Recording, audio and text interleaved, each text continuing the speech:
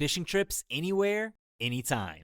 FishingBooker.com. Want to plan your next fishing trip without the hassle? FishingBooker.com is the best way to find and book a fishing charter anywhere in the world. Whether you're chasing trophy fish or just looking for a family day on the water, Fishing Booker makes it simple, fast, and secure. With thousands of experienced guides, verified reviews, and 24/7 customer support, Fishing Booker takes the guesswork out of planning. Visit FishingBooker.com and book your trip today. Fishing Booker. Fishing trips made easy. Want to plan your next fishing trip without the hassle? FishingBooker.com is the best way to find and book a fishing charter anywhere in the world. Whether you're chasing trophy fish or just looking for a family day on the water, Fishing Booker makes it simple, fast, and secure. With thousands of experienced guides, verified reviews, and 24/7 customer support, Fishing Booker takes the guesswork out of planning. Visit FishingBooker.com and book your trip today. Fishing Booker. Fishing trips made easy. I was a teenager the first time I chased wild pigs in the red dirt hills of Oklahoma.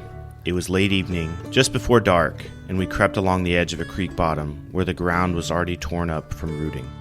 You could hear them moving through the brush, grunting, snorting, ripping up the earth like living plows. When one finally broke into the open, it wasn't graceful or quiet. It was chaos. That night, I learned just how tough, smart, and destructive wild pigs really are, and I understood why people said, if you're not hunting them, they're ruining your land. Welcome to our new series on hunting, cooking, and eating invasive species. This week, we're discussing invasive mammals. Grab a drink, have a seat, and enjoy the show.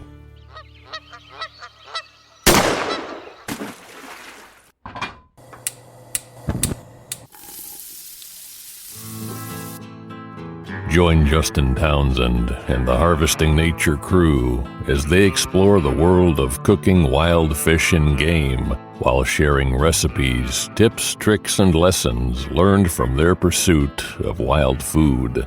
We sure hope you ate before the show, 'cause you're gonna leave hungry. This is the Wild Fish and Game Podcast. All right, welcome to our new series about hunting, cooking, and eating invasive species. As previously mentioned, we're going to be discussing invasive mammals. We're going to hit Nutria, Audad, European hares, feral horses, and of course, our favorite, wild pigs. We're going to talk about how they got here, their current conservation or eradication status. We might discuss some hunting techniques. We'll definitely discuss some cooking methods, and we'll determine whether or not they make for tasty meals that can also lend a hand in conservation efforts.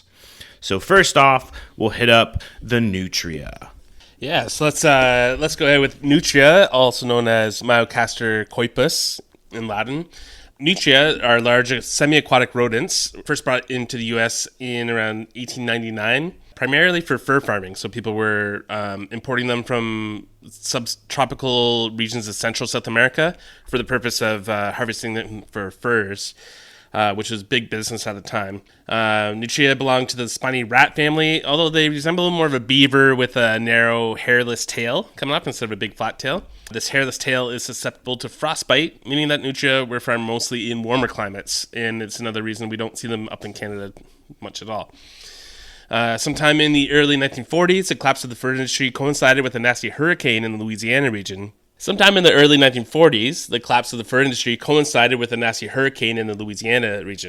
Between the wind damage to fur farms and that resulted in the escape of hundreds of Nutria, farmers simply just let them go because they were suddenly worthless in the fur trade.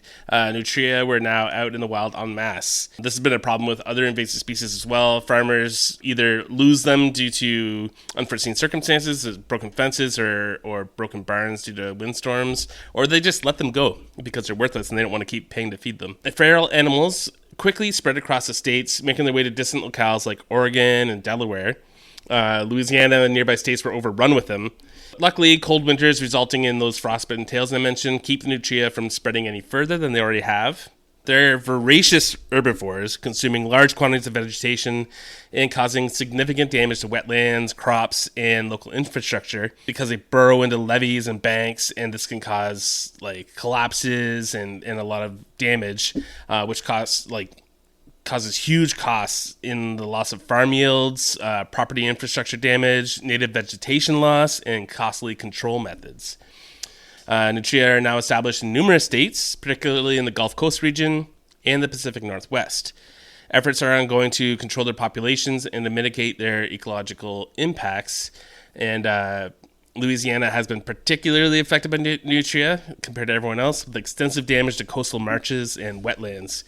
It's also that a bounty program has actually been implemented to incentivize trapping and removal of them. Because they're invasive and so damaging, hunting and eradication laws for Nutria tend to be pretty loose, no matter where you are, with often year-round open seasons, no bag limits. You're able to use different types of hunting methods than normal. People just want them gone.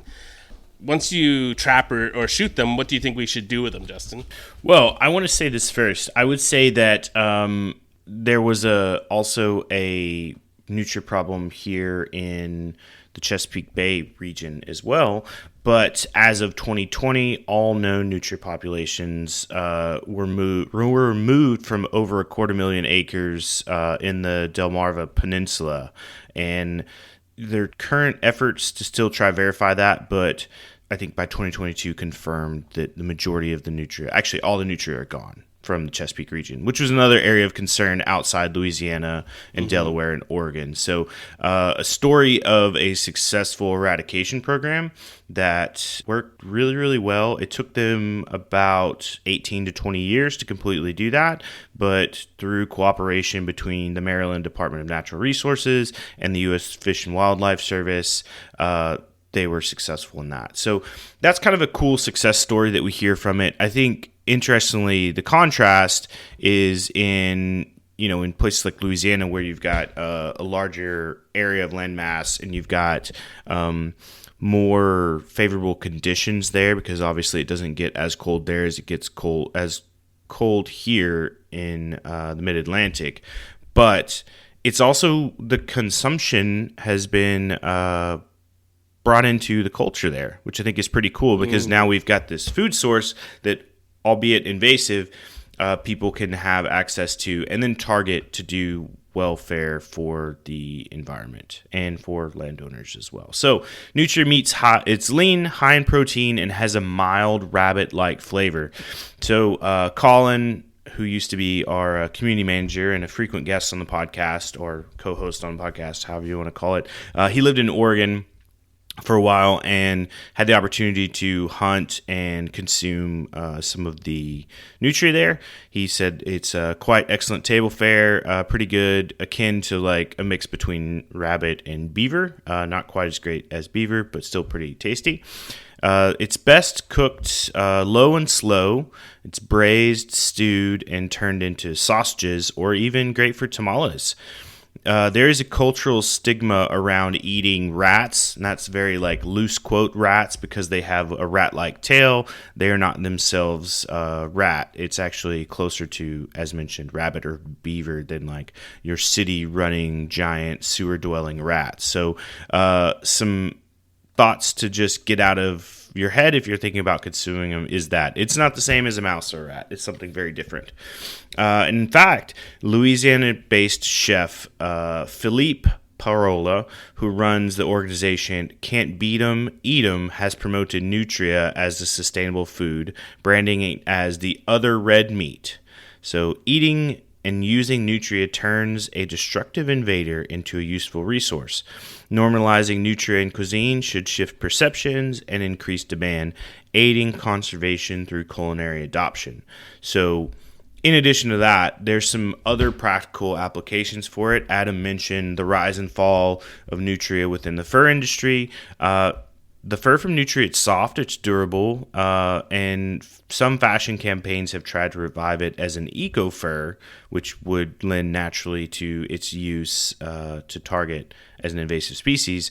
But trapping for fur could be a great way to reduce populations in a useful and productive way. So if there was a more dedicated and widespread effort to bring nutria trapping back and the useful of furs, it's so funny when you think about the fur market in general, and like what drives demand is really consumption. So if people demanded nutria as a fur product, then that would probably create the higher demand and then thus promote people to go out and trap it, which would be a really great way to tackle the problem. And then some sort of combined effort on the promotion of consumption of the food. We talk a lot about food pantries or other methods, and I don't want people to picture this as like, hey, we're going to trap all these invasive species and just give the meat away to the poor, because anybody and everybody can consume and enjoy delicious meat. I think just getting past those stigmas are going to be one of the biggest challenges. Hunting Nutria is a conservation act. It helps preserve native wetland species like muskrat and other waterfowl. It protects native plants, crops, all those things that are good for the environment and help drive our economy. So building on that, we have adjusted our summer product series, so our t-shirts and stickers. And one of the ones that we've released here recently is a Nutria hunting shirt. And it's really a call to arms for this mission. So it's designed for hunters, conservationists, and wild food lovers. It's more than a shirt. It's a statement. It features a swimming nutria on the front with the phrase, "Eat more invasive species." And it's really a great, clear message that sparks both curiosity and can start conversations. So you can help sort of spread this message. And it supports the idea that ethical hunting isn't just about tradition, it's about stewardship. And it doesn't stop there, because we decided for each product we're releasing over the summer, we're going to donate a portion of the proceeds from every shirt or sticker directly to a conservation organization that's dealing with this issue. And so for the Nutria, we chose to donate to the Coalition to Restore Coastal Louisiana, the CRCL. It's a nonprofit working at the forefront of wetland restoration and climate resilience in the Gulf region. So it was founded in 1988. The CRCL is a grassroots-driven organization dedicated to preserving and restoring Louisiana's coastal wetlands. Their work includes planting native vegetation to stabilize marshes, advocating for policy that support habitat resilience, engaging volunteers in on-the-ground restoration, and promoting public awareness of coastal erosion and its causes. We chose CRCL as our giving partner because they effectively blend science, community action, and policy to deliver measurable results. So by donating a portion of the proceeds from our Nutria line, we're not only raising awareness, but we're putting boots and roots in the mud. And so I think that's something really important that you're going to see a lot of Harvesting Nature doing moving forward, is pairing with conservation organizations as we go to sort of move products or grow awareness in these spaces for key issues that the broader hunting, fishing, foraging, outdoor community should be focused on. With that, what do we have next? Let's go to a different location of the world. Yeah, so next up we're going to talk about Audad, also known as Amatragus lurvia in Latin. Audad, also known as the Barbary sheep, are large, rugged sheep originally from the desert mountains of North Africa. So we're talking about like Egypt, Libya, all the way to like Morocco kind of area. They look like something between a bighorn sheep and a goat, though they're actually more closely related to wild goats than to wild sheep, interestingly enough. They were first introduced to the U.S. in the 1950s, primarily for exotic game hunting. So ranch managers brought them over to kind of sell off for exotic game hunting, and because they're so adapted to climb and to get into tight spots and out of tight spots on dry rocky terrain, they quickly escape their enclosures and establish whole wild populations in West Texas and beyond. They're growing faster too because they're harder to get to, harder to hunt sometimes, because they love the kind of rugged canyon lands of the Southwest. The desert mountains, Texas, New Mexico, some parts of California. They've proven to be incredibly adaptive to these areas, even though they're not originally from there. And they've been out competing, native desert animals like bighorn sheep and others for food, water, space, basically pushing out all the native species. And in those areas, there's not a lot of resources to go around, so they can be very damaging very quickly. They also breed year-round, have few natural predators in these environments because nothing kind of evolved with them there. And because of this, their numbers have exploded. Wildlife managers see them as a significant ecological threat, disrupting native plant communities, spreading diseases that could affect other native ungulates. We've been seeing a lot of that happening, and even altering fragile desert ecosystems to the point of no return. Efforts are underway currently to cull and control the populations, especially in areas where bighorn sheep recovery is a priority. So where they're kind of coexisting, or maybe coexisting is not the right word, but in the same area, they're really focusing on those populations to remove them. But it's tough to remove them because they're elusive, they're super tough animals, they're capable of surviving in ridiculously harsh and remote terrain, so they can become quite hard to hunt. Hunting regulations for them vary, but in many areas, Audad are classified as non-native exotics, meaning year-round open seasons, no bag limits, and minimal restrictions on harvest. And Texas actually just legalized shooting invasive sheep from a helicopter, a news story that just came out recently. So they're kind of joining the short list of animals, which includes wild hogs that you can just kind of shoot from a helicopter. Coyotes are on this list as well. Hunters will be able to recover the Audad's bodies and bring them home, which they weren't allowed to before. I think the helicopter should be interesting. People seem to really be into that. Whenever I say I'm going to the pig camp in Texas, people are like, "Oh, are you shooting them out of helicopters?" Everyone loves it. Everyone wants to do it. So I think it will allow people to get into these really remote areas, maybe, and help reduce the populations. But are Audad good to eat? I've heard mixed stories on whether they're tasty or not. I tend to not believe people when they say things don't taste good. But what do you think, Justin? I think, we've had it. I've eaten it a couple times, primarily in Texas, but it's definitely, shaped by its environment. It's a goat, it's a sheep, so it already carries that like bold flavor that you get from sheep, mutton, whatever you want to call it. And I think, honestly, it's kind of a mixed bag. It's lean, it's very boldly flavored, and it varies depending on the animal's age and what it's been eating. So that seems to maintain itself true for all the different wild game species that we talk about over time. But young animals, especially the lambs and the females, can be tender and delicious. Older rams can be a bit tough and are probably best suited for grinding and low braises.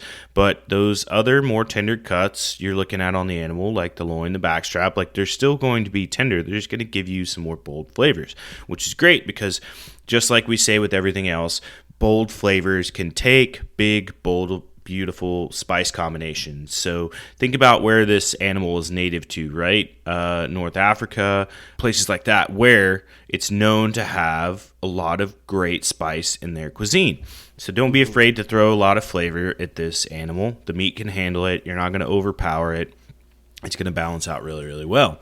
So whatever spice mix is actually, it's not made for Audad or big game, but I think it would go really well with those North African. I think it's kind of based on the North African.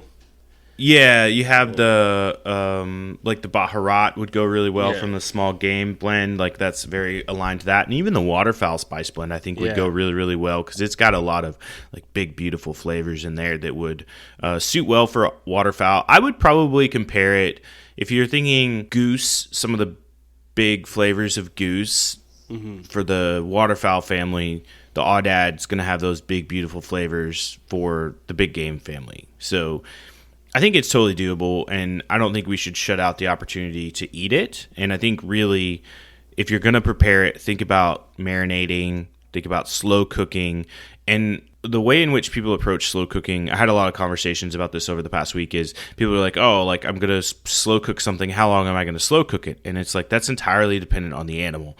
You don't want to set a timer. If you do, it's like a base timer. It's like, all right, I'm going to slow cook something for 4 hours, and then I'm going to check it.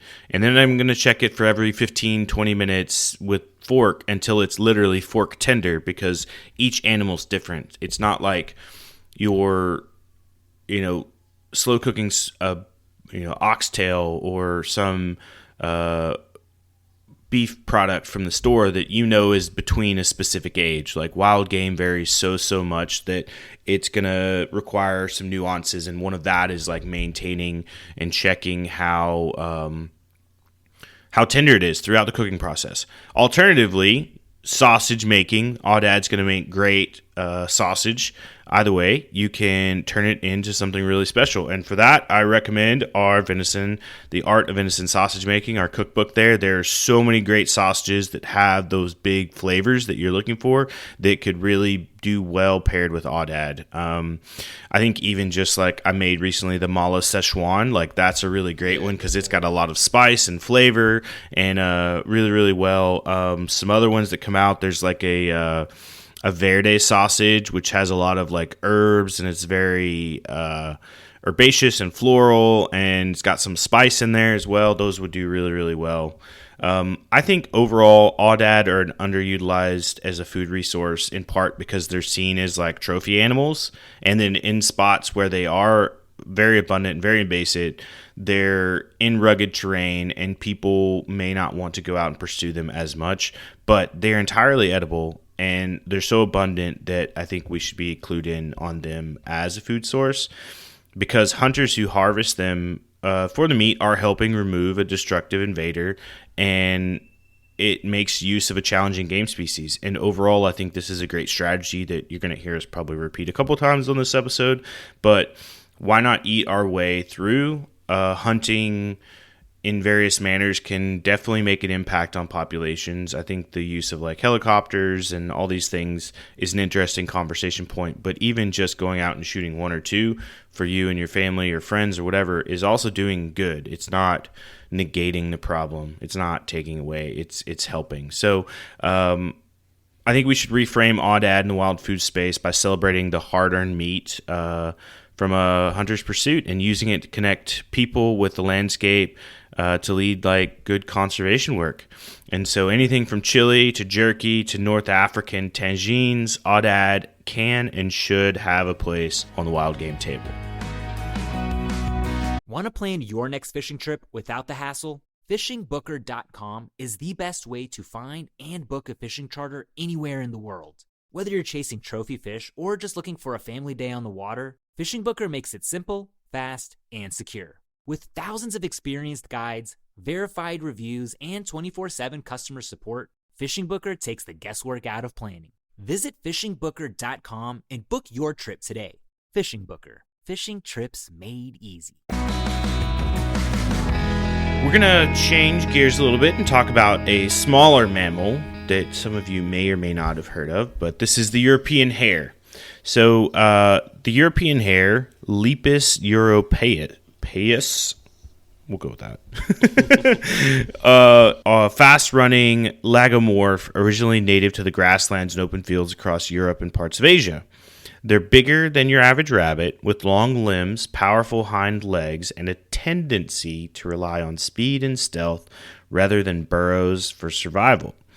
They were first introduced to the U.S. in the late 1800s and early 1900s for hunting purposes, particularly in the northeastern U.S., the Great Lake region, which includes Ontario, Quebec, and New York specifically. The idea was to provide sport hunters with a familiar, challenging quarry that could thrive in open landscapes. And thrive they did. In areas where they took hold, European hares quickly adapted and began competing with native rabbits and hares for food and habitat. They prefer agriculture fields, grasslands, and scrub, which puts them in direct conflict with both native species and farmers. Unlike many native lagomorphs, European hares don't dig burrows. They rest in shallow depressions called forms and rely on camouflage and explosive speed to avoid predators. They breed prolifically, producing multiple litters per year, and their numbers can balloon under the right conditions. In some regions, particularly outside the U.S., like in Australia and New Zealand, European hares are considered serious invasive pests, damaging crops, stripping bark from trees, and outcompeting native herbivores.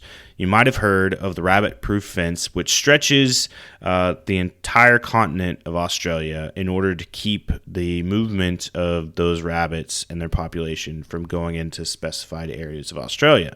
Luckily, we don't have that problem here, but their impact is seen more localized, and they're viewed as non-native and oddly unmanaged in many places. Most states classified them as invasive or exotic game with liberal hunting regulations and few protections.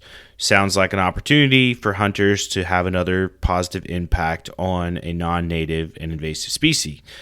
I then ask, what do they taste like? Do they taste like the hare? What do you think, Adam? I haven't actually had the opportunity to eat one yet, although I've always wanted to. I like that they're so large, like compared to the native cottontail rabbit. They are like, I don't know, 3 times the size or something, so you can really tell the difference between them when you see them contrasted against each other. And where I live, they actually cover a range that gets into, like, from the eastern cottontail all the way up to the snowshoe hare. So they're competing with 2 different species for the same kind of vegetation and habitat. European hare has been cherished in Europe as a food for years, and there's all sorts of fun traditional recipes for it. So I can only assume that with the right preparation, it can be a very good meat. Just considering that there's so many like very famous traditional recipes for it. Can you think like Hassenpfeffer, which is I know a lot of wild game websites will have the Hassenpfeffer on just for Eastern Cottontail, but it's specifically made for European hare. That's kind of like a spiced German braised dish. Or another one, Civette Livre. Livre is hare in French. And it's a rich French hare stew that's made with like red wine and blood, and it kind of shows off the meat's like bold, kind of rich character. Because the meat's going to be like dark, lean, intensely flavorful, somewhere between, let's say, like rabbit and venison. And actually, we were just watching an Anthony Bourdain episode, a part where he's in a French restaurant and being served civet de livre by a famous French chef, and they do it tableside, where they're just like kind of pouring this blood and wine sauce all over it till it kind of almost glazes it, and they serve the rabbit whole at tableside, which is a really traditional way of doing it. And it looks like an incredible old school dinosaur dish from the that age of like golden age of French cooking, and it's something I'd love to try one day. And I love the idea of cooking with blood and everything. It would be really neat. But because that meat can be so tough, especially in the older animals, I know rabbits and hares don't get too old, but they get tough pretty quick because they move so much. Marinating and slow cooking or braising are your best friends. I feel like we're just repeating ourselves on that, but it is true for a lot of really intensely flavored wild game. There is a stigma in the U.S. around eating hares, mostly because they're less common in the kitchen than rabbits. But in Europe, like I said, they're considered a really fine, really good wild food that's sought after. There's no real reason for a stigma. I think it's time to kind of do away with sticking to these stigmas that never really made much sense, and bringing them back to the table as excellent fare. European hare is an underused invasive species, and there's opportunity for both conservation and lots of culinary exploration if we're hunting and eating them. So I'm going to continue trying for one. You might, they give you a good chase. They're fast. They're hard to see sometimes, but if you get one, you've earned yourself a wild, flavorful meal that's rooted, in both European history and American stewardship. I think it's a great idea to try to get some onto your plate. Talking about fast animals, I'm going to move into feral horses, which is the the one that everyone's going to get all up in arms with. I know we posted like a story about wild horses, or maybe a few months, a year ago on the Harvest Nation website, and it got a lot of attention, a lot of blowback. People like horses a lot, and they don't like the thought of eating horses. Even though horses have been eaten, all around the world forever, there's a lot of big stigma surrounding it. But let's talk about them first in terms of conservation. These wild horses are actually feral horses. They're often referred to wild, but they're more accurately described as free-roaming or feral equines. The ones that are found in the American and Canadian West today are not native. They were never here to begin with. There's a lot of conversation going around on the origin of these horses. There used to be horses way back when in the Paleolithic area. In that era. The theory is that they once lived here but moved out or died off, while the current horses were brought by the Spanish colonizers in the 1500s, were released or escaped or turned loose over the centuries by ranchers, settlers, and the cavalry. And the modern feral horse is a mix of Spanish, draft, and riding breeds that have adapted to life on the range, and they've adapted very well. Today they occupy lands in 10 western states and I think just one Canadian province, Alberta. But can especially be found in Nevada, Utah, Wyoming, and Arizona. I think Nevada particularly. They're managed by the BLM, but are protected under Wild Free-Roaming Horses and Burros Act of 1971, which declares them living symbols of the historic and pioneer spirit of the West. So despite being relatively destructive, invasive, they're protected, which is an interesting thing. Those horses are unmanaged in ecological terms. They don't really have any natural predators. Population can double every 4 to 5 years. And the BLM estimates about 80,000 feral horses roam public lands, well beyond what those landscapes can sustainably support in any stretch of the imagination. They're directly competing with native wildlife and domestic livestock for food and water, especially in the fragile desert ecosystems where they can be found. They trample over riparian areas, they compact soils, they outcompete species like pronghorn, mule deer, even grouse. It's becoming a growing conservation dilemma. And the BLM rounds up thousands of horses annually using helicopters, but they just place them in long-term holding pens, often for life, which is labor-intensive and time-intensive and costs a ton of money. In fact, BLM has spent over $25 million on helicopter roundups since the fiscal 2017 year. So that's a lot of money in coming out just to kind of hold on to these horses. There are adoption programs that help a fraction of them find homes, but the backing is enormously costly and is now exceeding $1 billion burden for taxpayers. So the question is, why don't we eat them? And that's a question that's, or an answer that's a minefield, but let's get into it. Let's jump into it. So in the U.S. and Canada, horses hold a unique place in our cultural imagination. They're not seen as livestock, but as companions, working animals, war heroes, pets, and partners in sport. I think this emotional and symbolic attachment to horses has led to strong political and public opposition to their slaughter of food. So since 2007, there's been a de facto ban on horse slaughter in the U.S., with federal funding withheld for meat inspections of those horse processing plants. And it's actually in 2007, the same period, the federal courts upheld state laws that effectively prohibited the sale of horse meat for human consumption, leading to the closure of the majority or all of horse slaughter plants in the U.S. The last 3 domestic slaughterhouses in Texas and Illinois closed that same year. This de facto ban applies to the slaughter within the U.S., however, it does not prevent the export of live horses to be slaughtered in other countries, particularly Mexico and Canada. Tens of thousands of American horses are shipped to these countries each year for slaughter and consumption abroad. It is important to remember that eating horse meat is not a taboo in much of the world.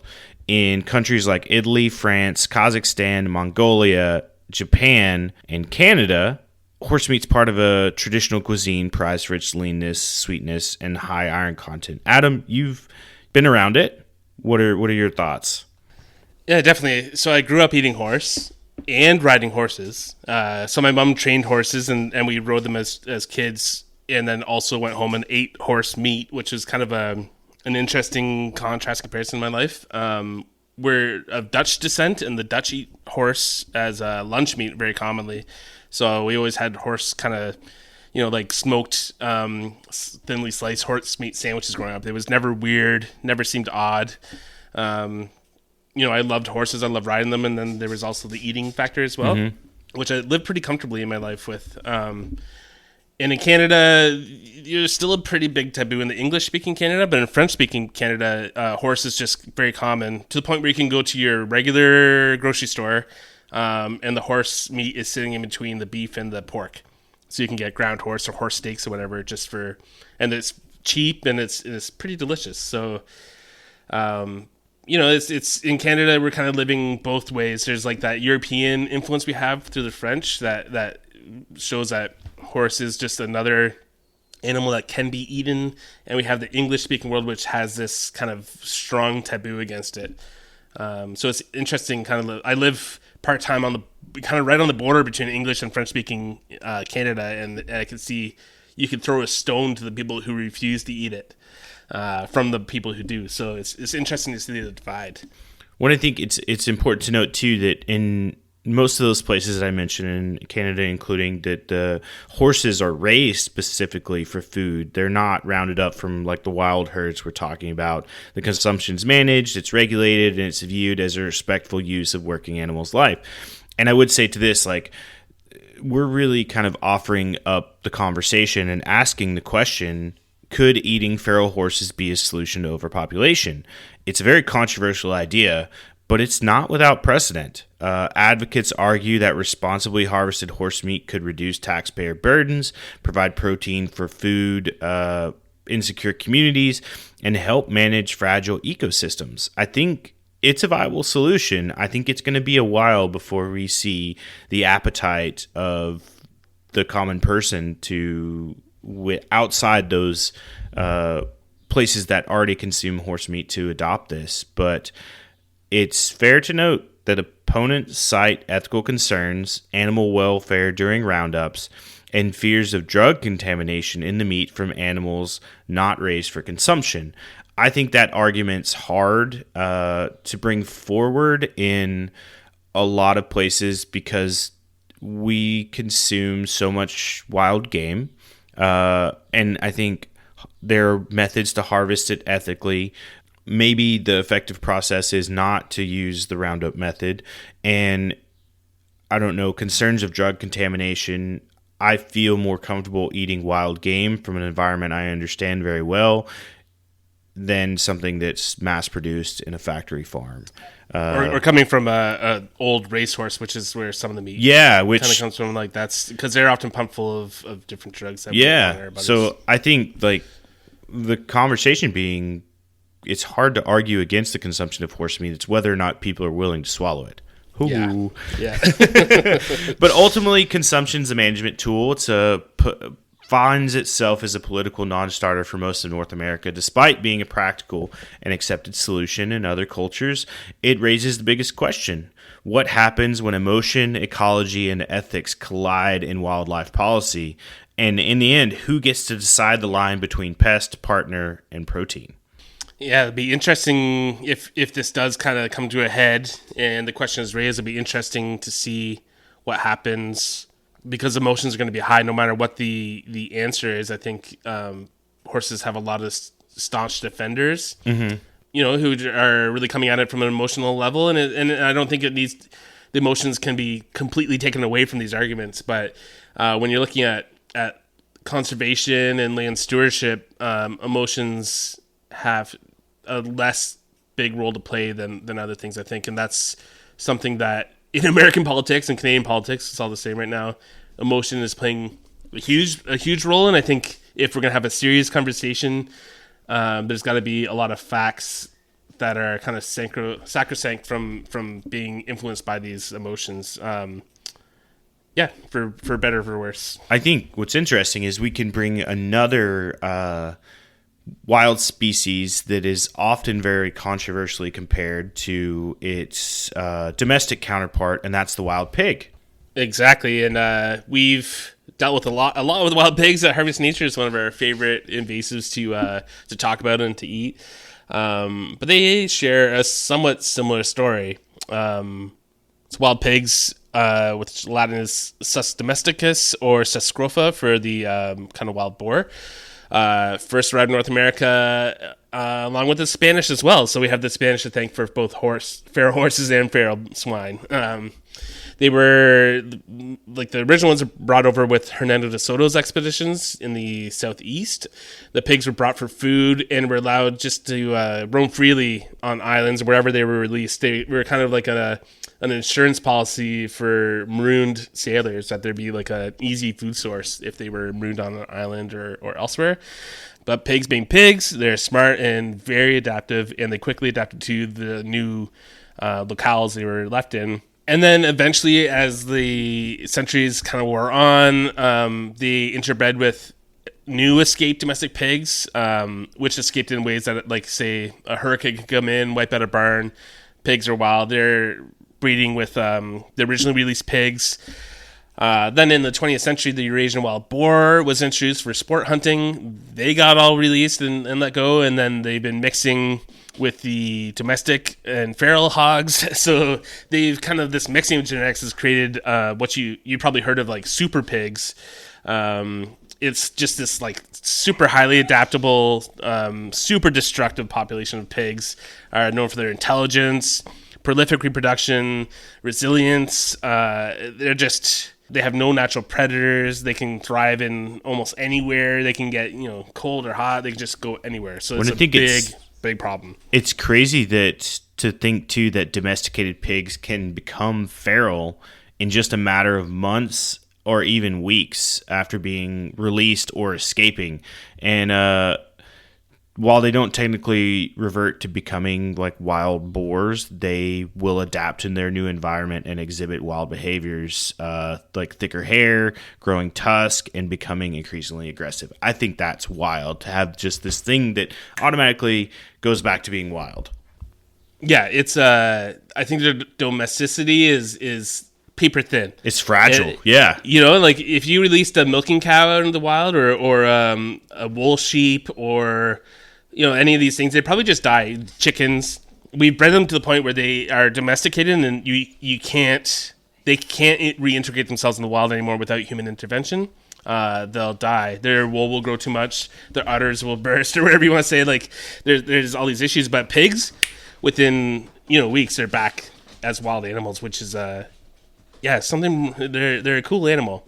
Currently, after all that, there's about 35 U.S. states and several Canadian provinces with wild pigs.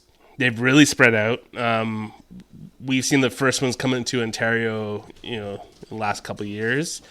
We already have issues in Saskatchewan and Alberta, and there are all over states, particularly Texas, who alone harbors more than 3 million wild pigs out of the about approximately 6 million nationwide. Their impact is severe and is growing quickly because they breed very quick. These pigs are rooting up crops. They're destroying native vegetation. They're eroding soil from rooting. They're contaminating water sources. They're spreading disease like swine brucellosis and pseudo-rabies. Pseudo-rabies as well. They've been digging up graves. And, there's just these issues all over the place with these things. I think turkey populations. Dropping turkey populations, native animals. They eat eggs and they eat young, and they... it's crazy. They eat reptiles, any other ground nesting birds, lots of amphibians. So there's a lot at risk from these pigs. They're just greedy as a pig. Yeah, exactly. Conservation and eradication efforts are pretty intense and very expensive. The states have been employing aerial gunning, like we mentioned before, trapping, poisoning, public hunting initiatives. There's federal agencies like the USDA who are investing millions annually in control programs. However, due to all the reasons we mentioned, including their intelligence, their nocturnal habits, so these pigs can swap over to being nocturnal very, very easily. Rapid reproduction. Sows can have 2 litters of up to 12 piglets a year. So one sow can have, if everything goes right, can have 24 piglets in a year. Can you imagine how quickly a whole herd of them can and the breeding age, I think, is like 6 months or something like crazy. Yeah, they don't have to wait long. So, total, because of all these things, total eradication remains elusive and probably unlikely without, large-scale coordinated action. But I think hunting can still be one of the many prongs in a multi-prong attack on wild pig eradication or even containment. So you want to talk about kind of the hunting and food aspect of pigs? Yeah. So for me, I think wild pigs stand out, in the world of culinary, thoughtful conservation, and really because they're such a delicious resource. And I think that's probably, just like horses, as I mentioned previous on, very controversial, where you've got a whole group of people that are like, I will never consume a wild pig because they are gross, they're nasty, they're stinky, they're XYZ. Insert whatever explorative you want in there. And then you've got a whole group of people that are like, wild pigs can solve so many issues within the realm of food security.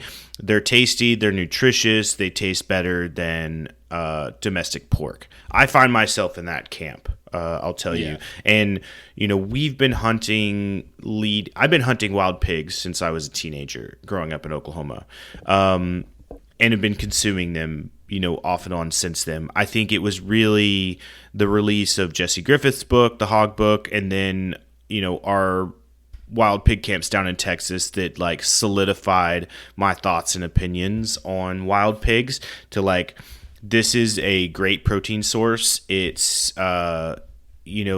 ecologically the right move to make to target these species. Like, if you're going to go pay to hunt an animal, well, there's many places you can find them without paying to hunt them. But if you're going to go pay to hunt an animal, like, pick an invasive species and go target that and like help try to eliminate that and choose consciously. Like, you don't want to go to a place that promotes and raises and does all these things to try to keep them a viable species. You want to go in there with a mindset to target them.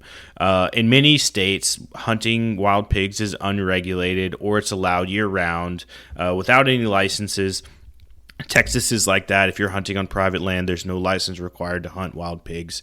Other places, interestingly enough, are choosing to regulate pig management differently, and in some states it's completely illegal to hunt them despite knowing of their population, and the states have chose to manage them themselves, which is debatable to the effectiveness of that. Maybe a combination of the programs together, but I don't know, it's hard. It's hard to battle such a fast and thriving species, and I think mentally we're going to have to prepare for them to be here for the long run. But that doesn't mean that they can't be used for the table. And I think the flavor of wild pork is phenomenal. I think it outshines domestic pork in those factors that we talk about over and over again, that food is shaped by its environment. But I think wild pigs bring something really, really great. I think of it more along the lines of it's a darker pork. Like, if you eat a lot of wild pig and you go back to eat domestic pork, if you're not getting really high quality pork, you're just getting something bland. And I know, Adam, you've spent a lot of time cooking wild pigs in our camps and eating them and thinking about them. What are your thoughts on sort of the flavor profile, and how does it differ from its domestic cousin? Yeah, it's interesting because I do butcher a lot of domestic pigs, and I grew up in a pig farming family. My grandparents and some of my uncles and aunts raised pigs, so I end up working with domestic pigs quite a bit. So I have thought a lot about the difference between the two, and the biggest thing I found in terms of difference is if you're eating like kind of fatty domestic pork, there's only so many meals in a row you can eat it. I find that I get sick of it pretty quickly, even though I enjoy eating it. Like, I like a fatty pork chop or whatever, pork belly, different things. But there's only so much you can eat, and then you're like, oh, I don't even want to think about this for another, couple weeks. Where at the pig camp, we just eat the wild pig, nothing but wild pig for like days straight. And I don't go home thinking like, oh, I don't need to eat that again. Like, I could eat it again the next day again. And I think that's partially because there's way more nuanced flavor. There's more complexity in the meat because due to its wild nature. It's a little darker, more flavorful. There's less fat, so you're not getting so like bogged down by all that fat, which making it a healthier option too. And I find each pig has its own characteristics. So domestic pigs, you're going to be getting basically the exact same product, the exact same type of pig, the exact same weight, the same fat. Distribution, all these things.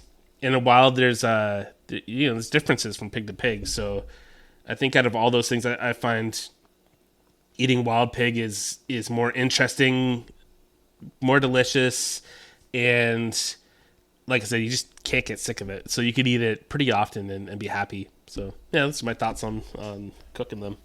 Yeah, and we've focused pretty extensively on wild pig as a gourmet choice for wild meat, and I think both justifying the time-intensive removal efforts and noticing that targeting pigs is good, but also targeting pigs and utilizing the meat is better.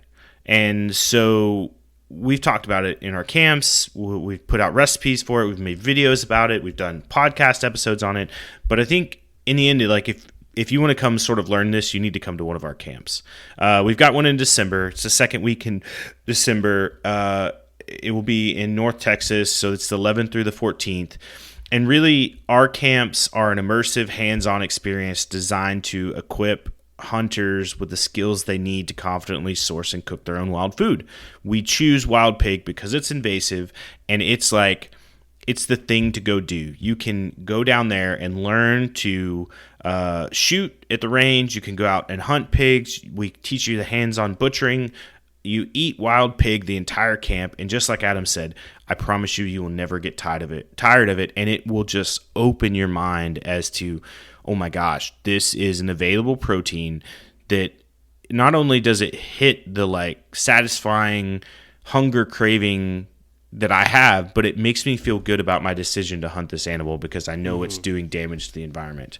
And it's just a really, really phenomenal camp. You should come join us. It's a great opportunity with 3 days or 3 nights and 4 days, and you get to come hang out with us, eat some delicious food, and do some hunting, and make the wild world a little better with 1 less or 2 less wild pigs. So I invite you to come join us at our next camp in December, please, and think about holistically about all these different invasive animals.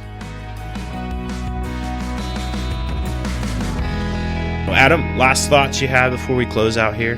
Yeah, I think for people getting into or thinking about getting into hunting, but I've heard a lot from people I could shoot a rabbit, maybe. I don't want to shoot a deer. I don't want to shoot a big game animal. I don't feel emotionally ready for that, and I think that's a legitimate feeling for a lot of people.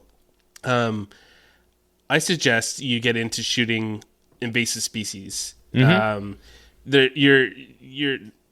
You're removing something harmful from the environment. You're aiding conservation. You don't have to. It's still a living, breathing animal, and I understand that. But you're doing something good, and you're not just removing something for your own sake. And I feel like that is a really good way to get into hunting bigger animals. If if you only ever shot a grouse or a rabbit or whatever, and you're trepidatious about moving on, I think that's the perfect opportunity to do so.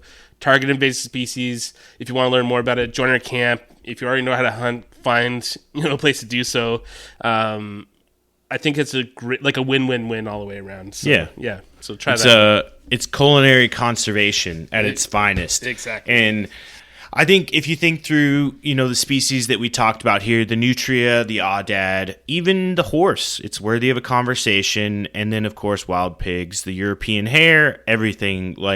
Those species are out there. We've proven, not just on the show, but through scientific research, that these animals are harmful for the ecosystems in which they're thriving. They're non-native, and they compete with native species, and many instances challenge our agriculture system, which we still, as a nation and nations, depend on regularly to provide us food. So keep that in mind next time you're shopping for hunting tags, and think maybe I should take a trip to New York or Ontario and hunt European hare. Or maybe I need to, pop down to Texas for some wild pig hunting, or hit up the swamps in Louisiana for some nutria. Either way, I think that putting this idea and concept of culinary conservation at the front of your mind is a great way to approach hunting, not just for the benefits it brings to the table, but the benefits that it provides the ecosystem. So with that, thanks everybody for listening. We'll include all these show notes online, whatever podcast platform you're listening to. Please punch that 5-star button. Leave us a review, tell us we're doing right, or tell us we're crazy because we're talking about eating horse meat. Either way, thanks everybody. Have a good night.